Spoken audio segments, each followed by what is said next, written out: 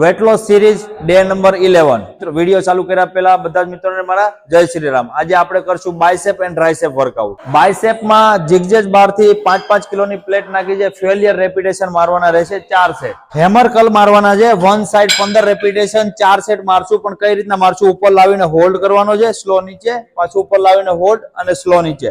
આ રીતના 4 સેટ સંપૂર્ણ પૂરા કરવાના રહેશે। પિચર સ્કલ મશીન, તમારી જીમમાં પિચર સ્કલ મશીન હશે, એમાં તમારા અકોર્ડિંગ વેટ રાખજો। 20 રેપિટેશન 4 સેટ, પણ ઉપર લાવો, હોલ્ડ કરો, પૂરેપૂરું નીચે ખોલો, પાછું ઉપર લાવો, હોલ્ડ કરો। આના તમે કમ્પ્લીટ 4 સેટ મારજો। આપણે ટ્રાઇસેપ વર્કઆઉટ સ્ટાર્ટ। ઘૂંટણ ટ્રાઇસેપ મારશું, 15 રેપિટેશન મારશું, 15 કિલોનો ડમ્બલ ઓલરેડી 4 સેટ મારશું। સિંગલ હેન્ડ ટ્રાઇસેપ મારવાના છે, 5 કિલોનો ડમ્બલ 30 રેપિટેશન 4 સેટ આ બાજુ, 4 સેટ આ બાજુ। રિવર્સ પુશ ડાઉન ટ્રાઇસેપ મારવાના રહેશે, 2.5 કિલોના ડમ્બલ લઈને પૂરું ઉપર લાવવાનું, હોલ્ડ કરવાનું, અહીંયા સુધી લાવીને પાછું પૂરું ઉપર હોલ્ડ, 30 રેપિટેશન 4 સેટ। બેન્ચમાં મારવાનું રહેશે, ટ્રાઇસેપ બેન્ચ સેમ મારવાનું છે। તમે જો બિગનર ના હોય તો તમે પ્લેટ મેકજો, બિગનર હોય તો સેમ આ રીતના મારજો।